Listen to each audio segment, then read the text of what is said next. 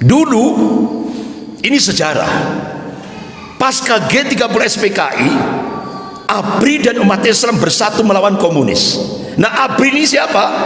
RPKAD yang dipimpin oleh Kolonel apa Letkol, Pak? Letkol ya, Letkol Sarwo Edi Wibowo. Nah, sejarah insya Allah akan berulang. RPKAD itu sekarang jadi apa? Kopassus. Insya Allah sejarah akan berulang. Umat Islam dan Kopassus akan bersatu lagi melawan komunis gaya baru. Tanda-tandanya kira-kira mulai nampak enggak? Nampak. Bahkan saya dapat info A1, semua prajurit Kopassus sangat loyal kepada Pak Prabowo. Jadi tanda-tanda itu akan terjadi, insya Allah. Allah selamatkan Indonesia ini, insya Allah.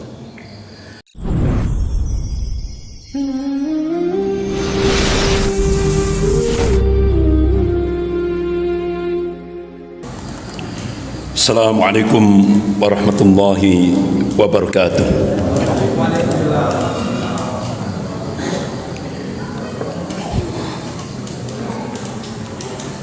Innal hamdalillah nahmaduhu wa nasta'inuhu wa nastaghfiruh wa na'udzu billahi min shururi anfusina wa min sayyiati a'malina. May yahdihillahu fala mudilla lahu wa may yudlil fala hadiya lahu. Asyhadu an la ilaha illallah wahdahu la syarika lah wa asyhadu anna Muhammadan abduhu wa rasuluh.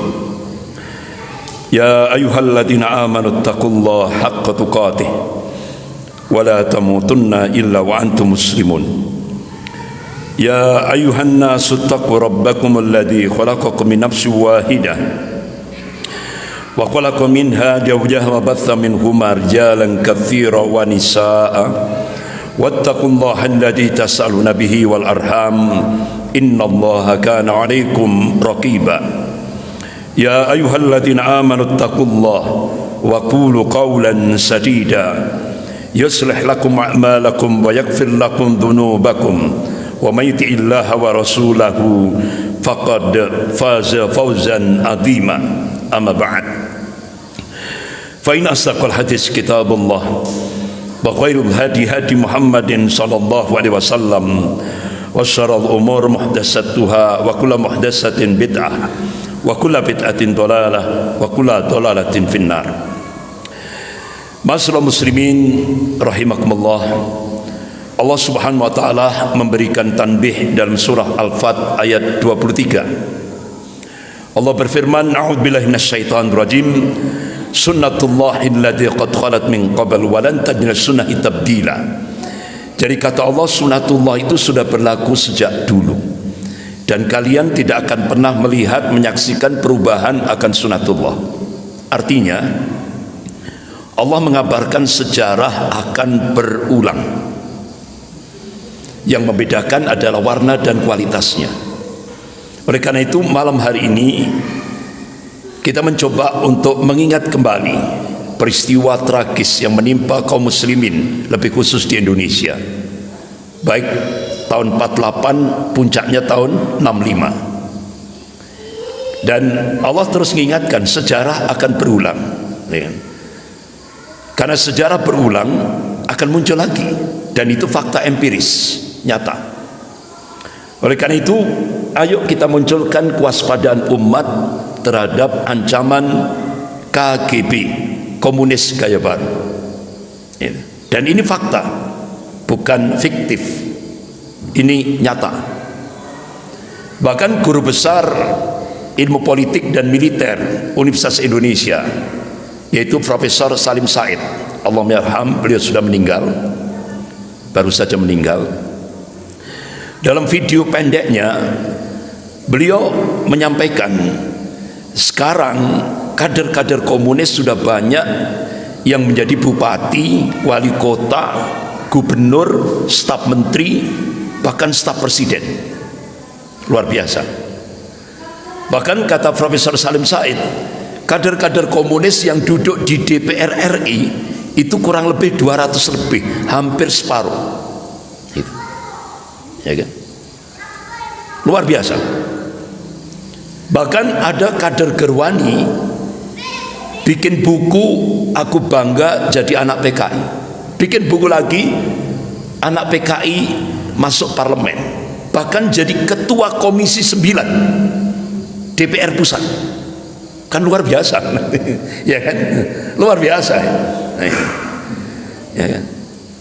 Bahkan bapak-bapak, ibu-ibu yang dimuliakan Allah, ya kan?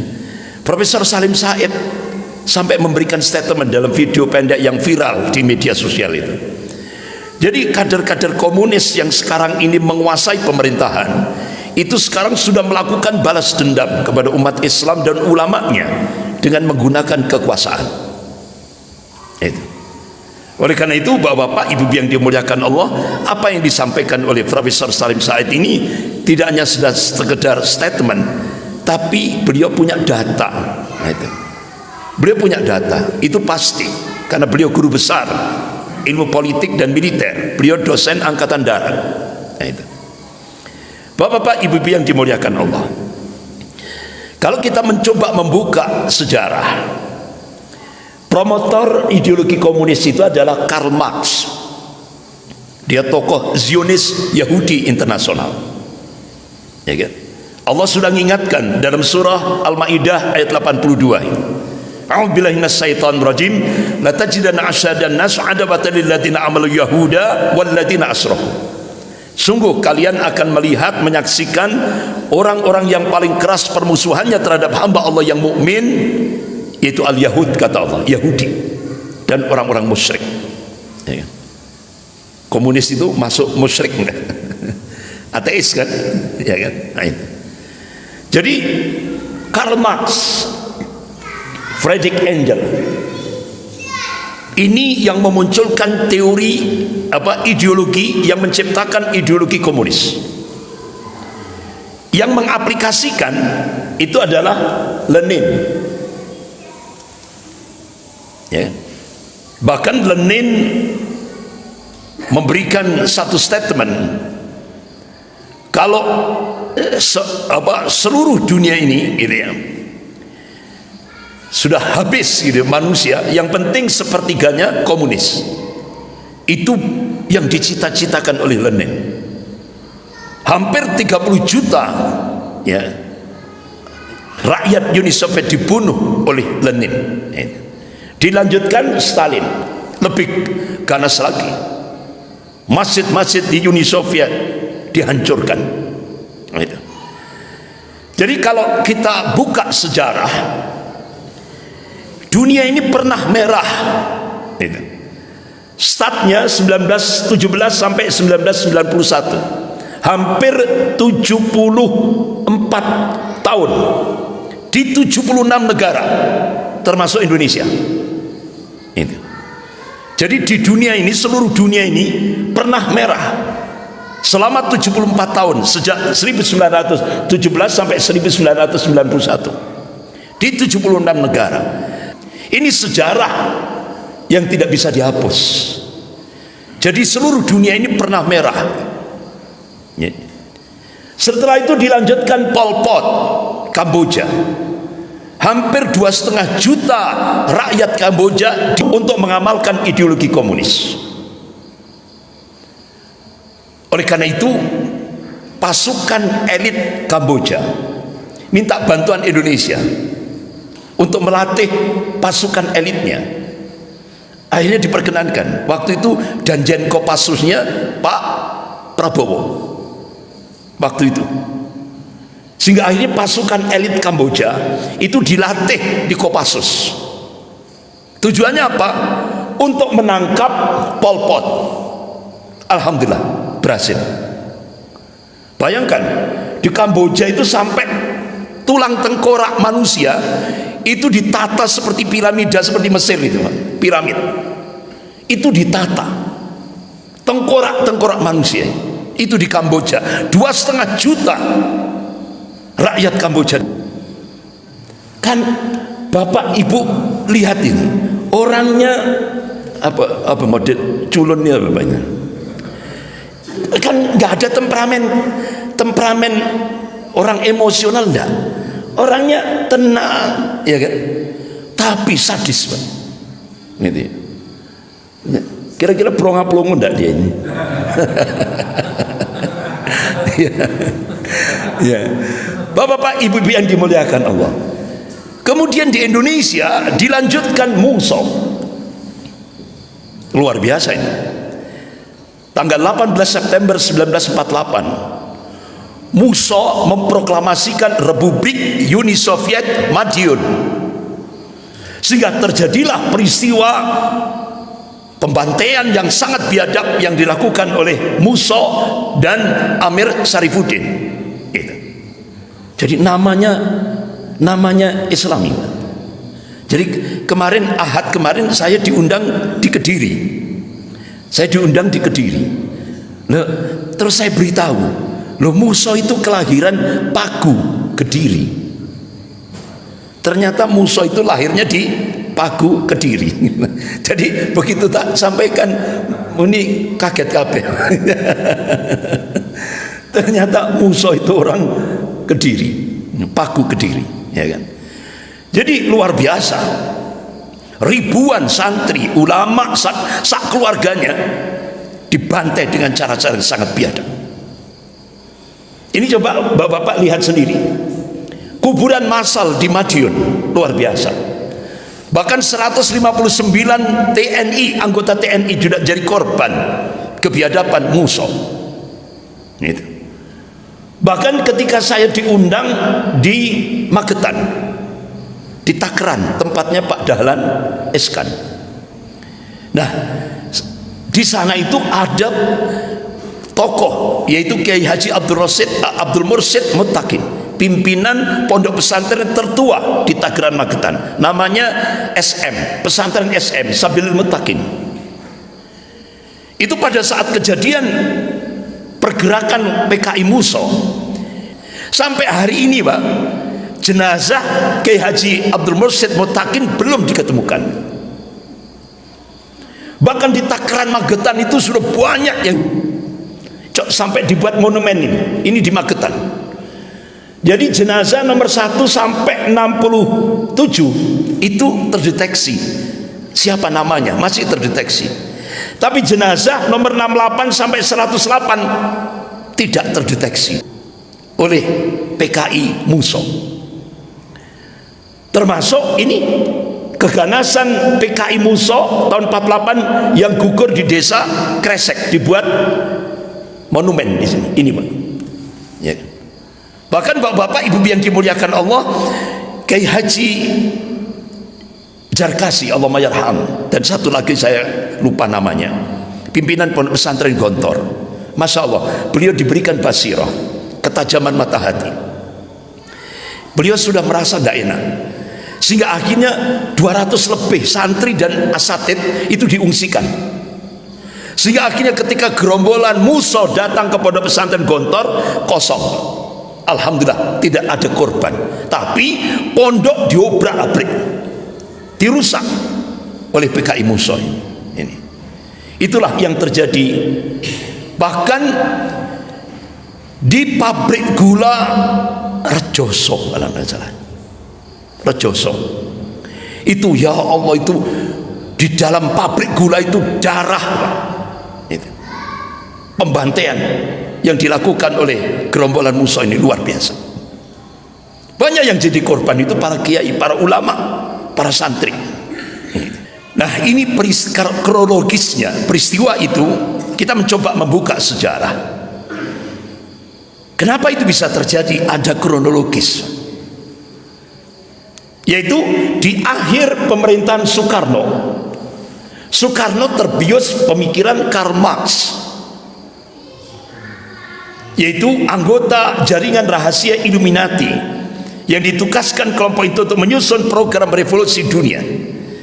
Jadi ideologi Marxisme dijadikan tameng Soekarno untuk membentengi kekuasaannya dengan memunculkan ideologi baru, Nasakom, nasionalis agama komunis. Itu Pak. Bapak-bapak, ibu-ibu yang dimuliakan Allah, sejarah akan berulang. Kalau dulu muncul Nasakom jilid 1, Sekarang muncul Nasakom jilid 2. Sejarah berulang. Ini ketetapan Allah, nggak bisa diganggu gugat, Pak. Sejarah berulang. Nah, bapak-bapak, ibu yang dimuliakan Allah, begitu Soekarno lebih condong pada ideologi komunis, dia munculkan ideologi Nasakom. Bung Hatta sebagai wakil presiden Republik Indonesia tanggal 1 Desember 1956 mengundurkan diri karena Bung Hatta menolak ideologi Nasakom, nasionalis agama komunis. Jadi Bung Hatta resmi mengundurkan diri dari jabatan wakil presiden itu 1 Desember 1956. Nah, bapak-bapak, ibu yang dimuliakan Allah, ternyata banyak tokoh-tokoh di Indonesia yang istiqomah melakukan perlawanan terhadap Soekarno. Di antaranya Presiden Darurat Republik Indonesia Pak Safrudin Prawira Negara, Allah menyerham, termasuk bapaknya Prabowo, Pak Sumitro Joyo Hadi Kusumo, itu dulu melakukan perlawanan terhadap ideologi komunis Soekarno. Nah, Soekarno diteruskan anaknya diteruskan petugasnya Pak Mulyono,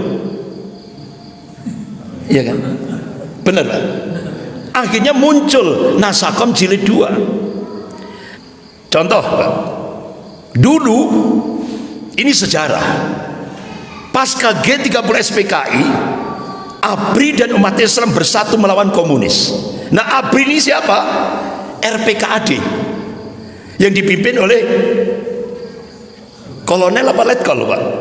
Letkol, ya, Letkol Sarwo Edi Wibowo. Nah, sejarah insya Allah akan berulang. RPKAD itu sekarang jadi apa? Kopassus. Insya Allah sejarah akan berulang. Umat Islam dan Kopassus akan bersatu lagi melawan komunis gaya baru. Tanda-tandanya kira-kira mulai nampak enggak? Nampak. Bahkan saya dapat info A1, semua prajurit Kopassus sangat loyal kepada Pak Prabowo. Jadi tanda-tanda itu akan terjadi, insya Allah. Allah selamatkan Indonesia ini, insya Allah. Bapak-bapak, ibu yang dimuliakan Allah, coba setelah Soekarno memunculkan ideologi Nasakom, yang dijadikan pijakan itu Pancasila 1 Juni, yaitu Pancasila versi pribadi Soekarno, bukan Pancasila konsensus nasional 18 Agustus, tapi Pancasila 1 Juni. Kira-kira sejarah berulang nggak, Pak, Bu? Berulang nggak? Berulang. Pada masa Pak Mulyono yang dijadikan pijakan Pancasila 1 Juni. Sejarah berulang, Pak.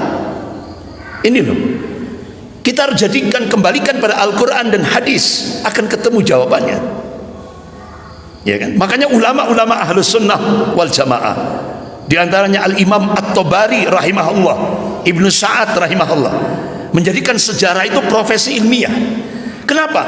Karena masalah ummah, problematika umat kekinian itu kalau kita kepingin tahu jawabannya, kita disuruh setback, nengok ke belakang, buka sejarah, akan ketemu jawabannya. Itu, Pak. Makanya kenapa ulama-ulama Ahlus Sunnah itu menjadikan sejarah itu profesi ilmiah. Kenapa? Allah sudah tegaskan sejarah akan berulang. Itu yang harus menjadi perhatian kita. Ini Allah sendiri yang ngasih kabar. Nah, bapak-bapak, ibu yang dimuliakan Allah, akhirnya muncullah duet nasional. Begitu Bung Hatta mengundurkan diri resmi dari jabatan wakil presiden 1 Desember 1956, muncul duet nasional, duet pemimpin besar revolusi nasional, yaitu Bung Karno dan Ketua Komisi Sentral PKI DN Aidit ini. Dan DN Aidit minta kepada Presiden Soekarno agar 15 juta petani dan buruh dipersenjatai. Itu yang sering disebut dengan angkatan kelima. Nah, kira-kira Pak, sejarah berulang nggak sekarang? Berulang. Angkatan kelima itu sekarang sudah dan itu diinformasikan oleh Kabais Mayor Jenderal Sutomo. Sudah, sejarah berulang. Angkatan kelima itu sudah. Bahkan dulu 1 tahun sebelum peristiwa G30 SPKI, DNID apa jargonnya? Saya Pancasila. Bayangkan Pak. Enggak taunya PKI. Jadi dulu 1 tahun sebelum pemberontakan G30 SPKI itu DNID saya pembela Pancasila. Bahkan Subandrio ini orang Probolinggo, itu dia katakan Dewan Jenderal Angkatan Darat akan melakukan kudeta terhadap Presiden Soekarno. Tidak tahunya yang melakukan kudeta bukan Dewan Jenderal, tapi PKI. Jadi Pak, karakter orang PKI itu dulu maling teriak maling. Itu karakternya. Itu sejarah berulang. Makanya sampai siapa itu namanya Pak Tito di media sosial itu kan kan Pak, fotonya digandengkan dengan DNID. Pak Tito marah itu. Marah itu. Karena apa? Beberapa guru besar di sebuah universitas itu, loh, kenapa bapaknya Pak Tito kok memberi nama Tito? Nah, Tito itu kan tokoh komunis Yugoslavia. Nah itu Pak. Dan sekarang kok mirip wajahnya, ya kan? Nah itu Pak. Nah ini, jadi sampai Pak Jenderal Tito itu marah, karena di media sosial itu kalangan netizen ini gandengkan, lo fotonya kok podo. Nah, bapak-bapak, ibu-ibu yang dimuliakan Allah, akhirnya PKI ini jaya-jayanya PKI, ya kan? Jaya-jayanya PKI. Akhirnya PKI benar-benar berjuang ingin merubah NKRI menjadi komunis. Jadi baliho-baliho di Jakarta Pak, ini gambar balihonya itu, ini sudah di mana-mana. Karl Marx, Friedrich Engels, Soekarno, DNID, Lenin, Stalin. Jadi baliho-baliho besar di Jakarta itu terpampang. Ini jaya-jayanya PKI. Nggak bisa dirubah sejarahnya. Ini jejak digitalnya. Bahkan revolusi mental itu ternyata itu yang dicita-citakan oleh DNID, Ketua Komisi Besar PKI. Nah kira-kira sejarah berulang enggak? Berulang. Sekarang ada revolusi mental sejak 10 tahun yang lalu sampai sekarang. Sejarah berulang. Nah bapak-bapak, ibu yang dimuliakan Allah, jadi Soekarno, Presiden Soekarno, ketika hari ulang tahun PKI ke-45 tanggal 23 Mei 1965, Presiden Soekarno pidato. Bapak buka di Google pidato Soekarno pada saat hari ulang tahun PKI ke-45 tanggal 23 Mei 1965 akan keluar ini Pak. Dan bapak bisa baca itu pidatonya Soekarno. Jadi judulnya suburlah PKI.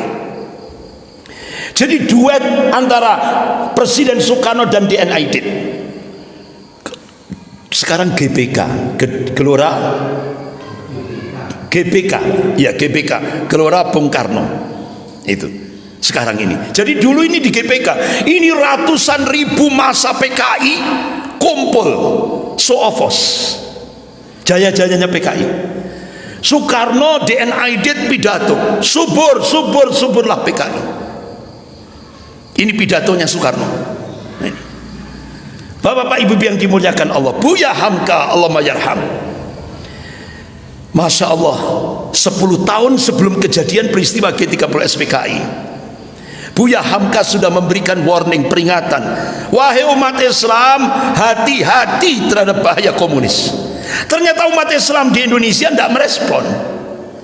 Jadi ulama sudah diberikan basirah, ketajaman mata hati, memberikan peringatan, hati-hati, waspada komunis. Ternyata betul Pak. Setelah 10 tahun meletuslah peristiwa G30S PKI. Makanya Buya Hamka sampai memberikan statement, rupanya Allah tidak memberi dulu cobaan bagi rakyat Indonesia. Jadi kepinginnya Buya Hamka dulu itu, begitu disampaikan umat siap menghadapi itu loh, sehingga tidak terjadi korban. Tapi ternyata umat tidak siap. Dianggap statement Buya Hamka itu biasa-biasa saja. Jadi akhirnya kejahatan komunis terbukti dengan peristiwa G30 SPKI. Padahal Buya Hamka sudah mengingatkan 10 tahun sebelum itu. Dan Masya Allah Pak, di tengah-tengah jaya-jayanya PKI, Masya Allah ternyata masih ada 907 ulama se-Indonesia, seluruh Indonesia, yang menolak ideologi komunis.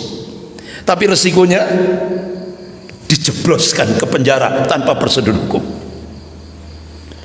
Sehingga 907 ulama se-Indonesia kumpul di Palembang mengadakan muktamar alim ulama seluruh Indonesia, mengeluarkan rekomendasi. Pertama, itu ada 6 rekomendasi. Pertama, ideologi ajaran komunisme adalah kufur hukumnya dan haram bagi umat Islam menganutnya. Yang kedua, bagi orang yang menganut ideologi ajaran komunisme dengan i'tiqad, dengan keyakinan dan kesadaran, kafirlah dia. Jadi ulama-ulama dulu itu tegas, kafirlah dia, tidak sah menikah dan menikahkan orang Islam, tidak ada waris mewarisi, dan haram jenazahnya diselenggarakan secara Islam. Saya membayangkan Pak, kalau ulama sekarang seperti ini, ya opo Pak Mulyono itu. Tapi kuhabis tiarap kabeh, iya kan? Banyak ulama yang tiarap. Kenapa? Ya itu tadi, kena min amplopi bin fulus gitu. Jadi inilah yang terjadi. Bapak-bapak, ibu-ibu yang dimuliakan Allah, ada 6 ditandatangani oleh Kiai Haji Muhammad Isa Ansori dan sekretarisnya Bapak Ghazali Hasan. Bapak-bapak, ibu-ibu yang dimuliakan Allah, setelah ulama mengeluarkan rekomendasi, tepat tanggal 17 Agustus 1958, Soekarno pidato dengan gegap gempita. Soekarno mencela dengan sangat keras muktamar alim ulama Indonesia yang berlangsung di Palembang tahun 1957. Itu kata Soekarno, itu komunis fobia, dan itu perbuatan 907 ulama itu adalah perbuatan amoral. Itu kemarahan Bung Karno, Presiden Republik Indonesia yang pertama. Jadi 907 ulama yang menolak ideologi komunis itu dikatakan oleh Presiden Soekarno itu ulama amoral. Apa ulama amoral itu? Nggak punya moral. Itu Pak. Jadi resikonya berat Pak, dulu ulama ini 907 ulama ini resikonya berat. Wong yang marah ini presiden. Nah kalau ulama masih ada 907 ulama seperti itu, luar biasa Pak. Nah sekarang ada enggak 907 yang menolak ideologi Nasakom Jilid 2? Masih tanda tanya Pak. Wani orang, ya kan? Bang, jangankan itu, mau bergerak saja sudah di stop dengan tambang, serep langsung. Jadi ormas-ormas langsung ditutup dengan tambang, selesai sudah. Ya. Lemes kabeh. Ini sih beda dengan ulama dulu, luar biasa. Sehingga akhirnya resikonya Pak, semua dijebloskan penjara tanpa prosedur hukum. Sampai Buya Hamka Muhammad Natsir memberikan statement, ulama adalah figur yang mengakar ke bawah, mengakar pada umat, bukan merambat ke atas pada kekuasaan. Ulama adalah mereka yang alim, tegas dan sederhana, bukan mereka yang bergelimang dalam gemerlap kemewahan dunia dan toleran pada kemungkaran. Lesannya ulama adalah perisai bagi dakwah, bukan tameng bagi kekuasaan. Akhirnya Buya Hamka ditangkap, hartanya disita oleh negara, dijebloskan penjara tanpa prosedur hukum 2 tahun 4 bulan. Akhirnya Buya Hamka disiksa pakai strom tegangan tinggi. Buya Hamka ketika di penjara tidak diberi minum. Masya Allah. Untuk mempertahankan hidup, Buya Hamka sampai meminum air kencingnya sendiri untuk mempertahankan hidup. Tapi Masya Allah, 2 tahun 4 bulan beliau mengambil hikmah. Apa? Alhamdulillah, Allah mudahkan Buya Hamka untuk menuntaskan penulisan tafsir Al-Azhar 30 juz. Itu hikmahnya. 2 tahun 4 bulan. Sehingga akhirnya ketika masa tahanan hampir berakhir, Buya Hamka ingin menemui Presiden Soekarno. Untuk apa? Memberi maaf terlebih dahulu. Karena itu akhlak seorang ulama. Bukan minta maaf loh, Pak. Memberi maaf terlebih dahulu. Ternyata cita-cita Buya Hamka kandas, tidak terrealisir. Kenapa? Tiba-tiba ajudan Presiden Soekarno datang ke penjaranya Buya Hamka, nyerahkan secari kertas. Begitu secari kertas itu dibuka oleh Buya Hamka, Allah mayarham, Buya Hamka mengucapkan kalimat istirja, inna lillah wa inna ilaihi rajiun. Bung Karno, Presiden pertama Republik Indonesia, meninggal. Nah, di bawah itu tulisan Soekarno minta kepada Buya Hamka untuk menjadi imam sholat jenazah Presiden pertama Republik Indonesia. Kira-kira mau enggak Buya Hamka? Masya Allah, Pak. Sampai hari ini fotonya masih tersimpan di Kesekretariatan Negara Republik Indonesia. Jadi Buya Hamka menjadi imam sholat jenazah Presiden pertama Republik Indonesia. Artinya apa? Soekarno merasa bersalah telah berbuat zalim kepada ulama. Ternyata tidak hanya Buya Hamka, Muhammad Natsir, arsitek pencetus NKRI, Perdana Menteri Republik Indonesia pertama, ya. Beliau pidato di parlemen 3 April 1950 yang sering disebut dengan mosi integral Natsir. Akhirnya 17 Agustus 1950 Indonesia memproklamasikan dari Republik Indonesia Serikat menjadi NKRI, Negara Kesatuan Republik Indonesia. Itu jasanya Muhammad Natsir. Tapi Bapak Muhammad Natsir menolak ideologi komunis, langsung Pak dijebloskan ke penjara tanpa prosedur hukum. Berapa? 4 tahun penjara. Di mana? Di tahanan militer Batu, Malang. Makanya Pak, Bapak Ibu kalau ke sebelum alun-alun Batu, kanan jalan itu sebelum rumah makan Mesir, itu kan ada Masjid At-Taqwa. Nah, itu diresmikan oleh Pak Natsir tahun 1967 saat beliau ditahan di tahanan militer Batu. Itu sejarah luar biasa. Tapi Masya Allah, Pak Natsir tetap tenang, ya kan? Beliau tidak dendam sampai pada saat Orde Baru. Masya Allah, Pak. Pada saat Orde Baru, Indonesia terkena krisis ekonomi. Masya Allah, Pak Natsir bikin surat salembar ditujukan kepada Perdana Menteri Jepang agar Jepang membantu Indonesia. Akhirnya apa, Bu? Bapak-bapak, ibu-ibu, Jepang langsung membantu Pak Harto untuk mengatasi krisis ekonomi. Itulah, Pak. Jadi Pak, istilahnya tokoh itu masih tulisannya masih dianggap oleh Perdana Menteri Jepang. Sehingga ketika Pak Natsir meninggal tahun 93, Perdana Menteri Jepang memberikan statement, kematian Bapak Muhammad Natsir lebih dahsyat daripada bom yang dijatuhkan di Nagasaki dan Hiroshima. Itu. Sekian, kita lanjutkan bulan depan ini. Kita akhiri dengan doa kafarat majelis. Subhanakallahumma wa bihamdika asyhadu an la ilaha illa anta astaghfiruka wa atubu ilaik. Wabillahi taufik wal hidayah. Wassalamualaikum warahmatullahi wabarakatuh.